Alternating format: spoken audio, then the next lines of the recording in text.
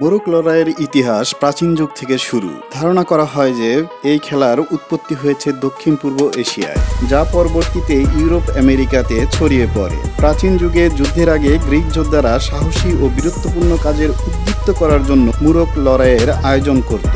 এই খেলার বিশেষত্ব হচ্ছে মালিক বা প্রশিক্ষকেরা পাখিদেরকে শক্ত করে ধরে রেখে একে অপরকে খোঁচা মারতে দেয়।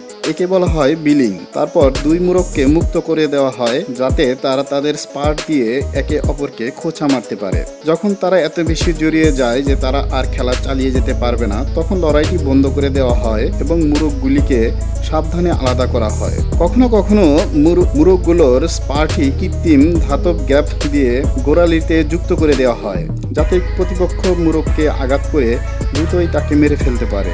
এই খেলা সাধারণত জুয়া নির্ভর হয়ে থাকে, তাই এই খেলাতে অংশগ্রহণকারী মোরগগুলোর দাম অনেক বেশি হয়ে থাকে।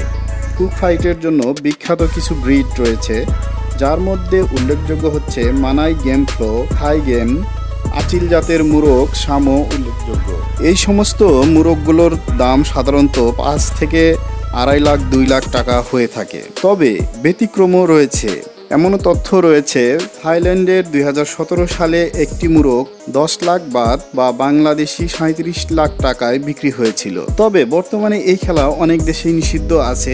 আমেরিকাতে রীতিমতো আইন করে এই খেলাকে নিষিদ্ধ করা হয়েছে। তারপরেও আজও দক্ষিণ পূর্ব এশিয়ার অনেক দেশেই এই খেলা অনেক জনপ্রিয়।